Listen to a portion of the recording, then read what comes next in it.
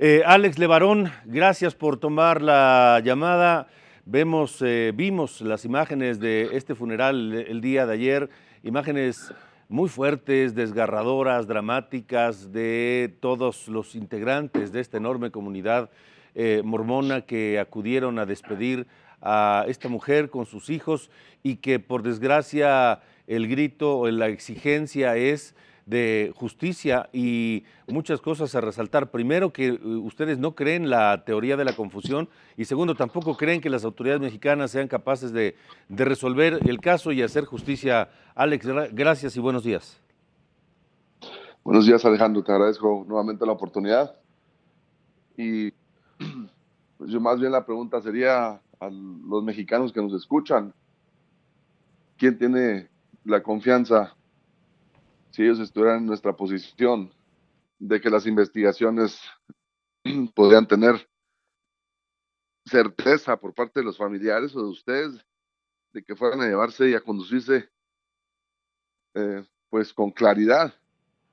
Desde el momento que tú ves que una autoridad no responde al llamado del auxilio, desde que ves que los que estamos recogiendo los cuerpos somos los familiares, cuando ves que los primeros que están dispuestos a llegar y arriesgar sus vidas a los lugares del crimen es la sociedad civil en vez de las autoridades, como ellos deben de hacerlo, pues yo creo que desde ahí empieza uno a sentir que lo que suceda a partir de ese momento pues está en nuestras manos. Entonces yo creo que está de más decir que la justicia en nuestro país está totalmente rebasada. No tenemos la menor de las confianzas en que los resultados de una investigación, especialmente cuando al día siguiente, en la famosa mañanera del presidente, la cronología de los hechos por parte del secretario Durazo no tenía ni pies ni cabeza, no sabía ni siquiera lo que estaba diciendo, no sabía ni de dónde habían salido las caravanas, ni con qué propósito. Entonces, cualquiera de los miembros de la comunidad tiene más información veraz, Alejandro, que las autoridades y la manera en que lo han manifestado. Sí. Alex, ¿ustedes no creen en la teoría de la confusión? No, no, por supuesto que no. Eso es un absurdo, eh, es una cachetada cada vez que la vuelven a mencionar. Yo te pediría a ti que valores la información que ha estado saliendo de los familiares, de los testigos, niños, sus decisiones hasta donde las tenemos, para que sus noticieros la eliminen de su vocabulario, porque es un absurdo. Lo que pasó fue una masacre a sangre fría, un acto de terrorismo en contra de estas familias, en contra de estos niños, de estos bebés.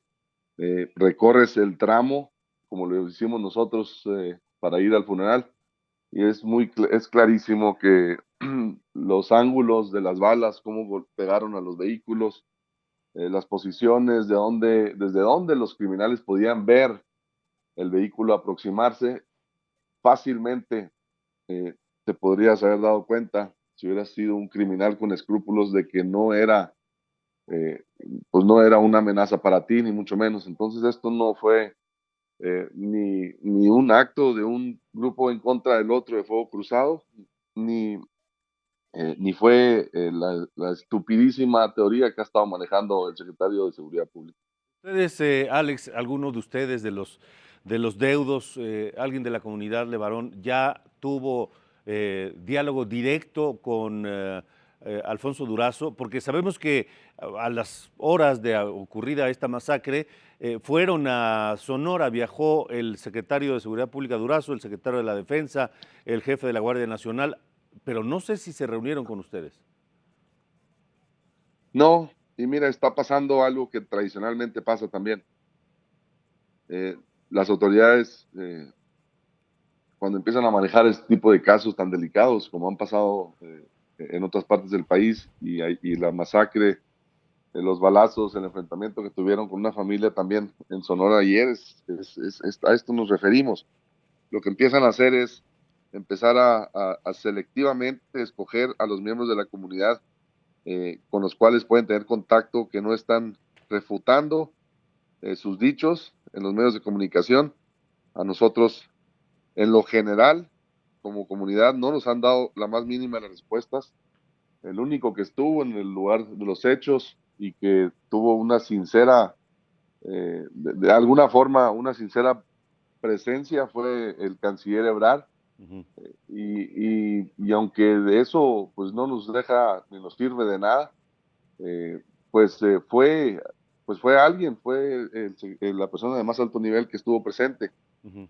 Seguramente por las palabras en Twitter del presidente Trump y la forma en que el gobierno mexicano quiere contener esta embestida por parte del gobierno de Estados Unidos hacia la política fallida del presidente López Obrador, y seguramente por eso su presencia. Pero por parte de las autoridades que son las responsables de salvaguardar la integridad física de los mexicanos a lo largo y ancho del país, como lo es principalmente el secretario Durazo, eh, ha sido prácticamente nula. Hay que recordar que el secretario Durazo es de esta región. Si no me equivoco, él es criado y nacido en la zona de Bavispe. Así es, sí. Él conoce perfectamente, pues seguramente en el río que corre a un lado de las calles donde vivían estas familias que murieron y fueron acribilladas, ahí el secretario Durazo pasó su niñez. Más sin embargo, la insensibilidad de su parte, la falta de información, es impresionante, Alejandro. No tenemos palabras. Ahora te hablo de esta forma porque han pasado más de 48 horas que ya hemos logrado un poco digerir lo que pasó. Ya logramos pasar todas las familias, cientos de vehículos, cientos de personas por el lugar de los hechos. Ya pudimos ver físicamente la tierra quemada todavía, con los alambres de las llantas esparcidas por todos lados. Entonces ese dolor ya se ha empezado a transformar en rabia, y te lo digo con toda sinceridad. Y el día de hoy que logre llegar la caravana con los restos de Ronita, mi prima, y de sus 4 bebés, aquí a la comunidad de Levarón, y podamos, seguramente va a empezar otro proceso de esta historia para con nosotros, ¿no? Sí. Porque empieza a sentirse ya la rabia en la comunidad, la verdad. Y cómo no, Alex, supongo que por supuesto lo que ustedes se preguntan con toda esa rabia que nos dices, es lo que nos preguntamos los demás mexicanos que estamos en shock, indignados por esta masacre, es quién y por qué. ¿Por qué con esa sangre fría? ¿Por qué con ese odio despiadado contra mujeres, contra niños, contra bebés? ¿Quién y por qué? ¿No? Sí, no, la verdad es que mm, todos los que tenemos un poco más de participación activa, tanto política como social, y que conocemos, que presenciamos los actos del 2009, Ujú. que hemos, eh, que vivimos de alguna manera eh, los secuestros y las extorsiones de aquella época, a finales del 2000, en donde las cosas estaban, había un cáncer que estaba invadiendo la sociedad en esta parte del país, del secuestro, la extorsión, la falta de incapacidad de poder transitar por las carreteras más grandes, como sucede en Michoacán, Jalisco, en algunas partes de Sinaloa. eh, lo sentimos muy diferente. Esto es algo muy diferente, que no se puede comparar. En aquel entonces se sentía la desesperación de los grupos criminales recabar fondos para continuar su guerra. Había un estado de desesperación entre ellos, y se percibía en el escenario de las comunidades, y ahora no es el caso. Se siente un empoderamiento por parte de estos criminales en diferentes regiones, que llegan al grado de empezar a cometer actos, literalmente actos terroristas en contra de civiles desarmados, de bebés, de infantes, y esto no tiene una explicación que nosotros estamos preparados para poder asimilar y entender, ¿eh? La verdad es que lo sucedido tiene que tener un trasfondo por un ángulo que no hemos logrado captar. No, sí, no podemos pensar otra cosa más que era un grupo criminal que estaba buscando sembrar terror, literalmente, en la zona, Ujú.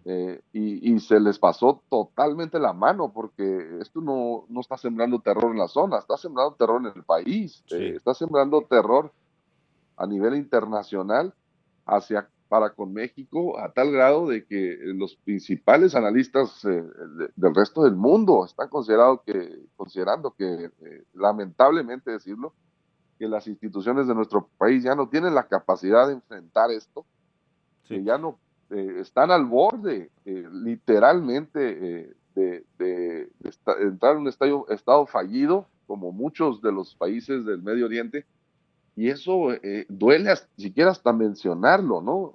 Por la forma en que nos ha costado construir por tantos años las instituciones que consideramos que todavía se pueden rescatar, ¿no? Alex, el presidente López Obrador ayer dijo que a pesar de estos crímenes abominables, injustificables, el plan de seguridad, cualquiera que este sea, no va a cambiar. ¿Qué opinan ustedes, Alex?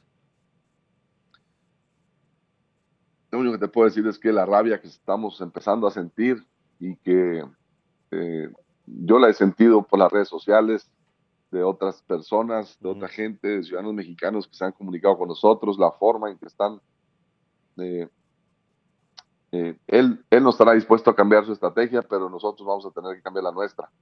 Nuestra estrategia de tener relativa paz ante la ineficiencia del sistema de justicia, de la política ante los criminales, de abrazos no balazos, el presidente podrá estar aferrado y cegado a la realidad que está pasando, que está ocurriendo, y duele decirlo porque si alguna persona eh, reconoce y conoce el territorio nacional y ha visto los rostros de prácticamente todos los municipios del país, fue López Obrador a lo largo de el sinnúmero de años que estuvo recorriéndolo.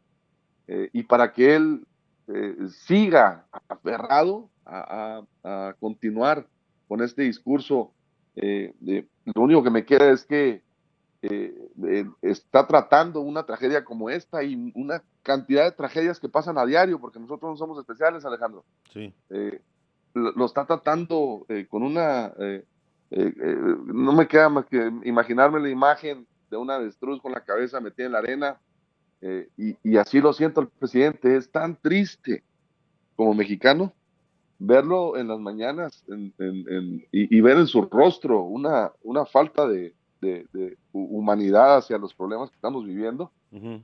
Y eso es, yo creo que es, cuando tú ves a la máxima autoridad, ves al liderazgo que se esperaba que tuviéramos en este país, prácticamente desconectado de la realidad, yo creo que eso duele más que muchos de los actos que vemos Sí. día a día, porque no, pierdes todo el sentido de comprensión, y casi pierdes toda la esperanza que puedas tener de que Sí. estas cosas puedan agarrar otro rumbo, ¿no? Alex, tal vez es ocioso preguntarlo, pero el presidente no se ha comunicado con ninguna de las familias de las víctimas, con ninguno de los deudos, con nadie de la comunidad. Ninguno de los miembros de la comunidad ha manifestado que el presidente de la República se haya comunicado con él. Alex, Eh, te re- si tú tuvieras la oportunidad de hablar con él, si te recibiera en Palacio Nacional, si él se comunicara por teléfono, ¿qué le dirían al presidente? ¿Qué le dirías al presidente tú, Alex Libarón? Te lo juro que como comunidad lo primero que le pediríamos es, le imploráramos, le rogáramos eh, que reconsidere urgentemente lo que está haciendo, eh, que las riendas del país ya no aguantan eh, esta dirección, este curso que él ha tomado y que sigue aferrado, en el cual sigue aferrado a seguir, eh, que trate de transmitirle a los mexicanos de que en este país alguien sigue estando al frente, de que no estamos solos, y de que se va a buscar una colaboración con un país que que sin ella, Alejandro, sin esa colaboración, este tema nunca va a terminar. No podemos pensar que los problemas que estamos viviendo hoy en día puedan terminar si Estados Unidos no implementa una política diferente en su incremento tan alto que el consumo de las drogas, en el descontrol que existe del tráfico de armas del norte hacia el sur. Entonces yo creo que tendríamos que hablar de temas mucho más complicados y mucho más complejos de los que estamos en este momento con tanto dolor viviendo. Sí. Hoy será el último funeral de mi prima, de sus hijos, y seguramente en las próximas horas, días, iremos procesando lo que tendremos que hacer después, porque lo que sí te puedo asegurar, Alejandro, es que el presidente tiene que saber, tiene que entender y tiene que digerir una realidad de parte de nuestra comunidad. Sí. No nos vamos a quedar callados, no nos vamos a quedar quietos, no somos ese tipo de personas. Si tenemos que ir a tocar las puertas de la Casa Blanca para exigir que se presione al gobierno mexicano para implementar una estrategia coordinada con México que nos pueda dar resultados, lo vamos a ir a hacer, y nos los han ofrecido, los congresistas de Estados Unidos le han ofrecido a toda la familia lo que te estoy planteando, porque vivimos nosotros los que vivimos en la frontera, Alejandro, y esto es algo que mucha gente no entiende. A lo largo y ancho de la frontera vivimos en una comunidad binacional que no tiene, en la mayor parte no tiene una línea divisoria. Vamos y venimos porque tenemos familia de ambos lados, y no nomás nosotros, cientos y cientos de miles de personas. Ciudad Juárez, El Paso, Mexicali, Reynosa, son comunidades que a los que conocen este tipo de zonas tienen que entender que vivimos en otro mundo. Es una comunidad binacional de millones y millones y millones de personas que tienen interés en que ambos lados tengan la seguridad, la paz y la tranquilidad que requieren para poder coexistir, ¿no? Pues Alex, muchas gracias por tomar esta llamada, muchas gracias por todo lo que nos dices, por la confianza de expresarlo aquí. Nosotros vamos a seguir muy pendientes de lo que ocurra con este caso, estamos atentos a lo que haga el gobierno de México, estamos atentos a lo que ocurra con el gobierno de Estados Unidos en esta oferta que ya hizo para ayudar en la investigación y en el combate contra esta delincuencia que vivimos. Muchas gracias, Alex.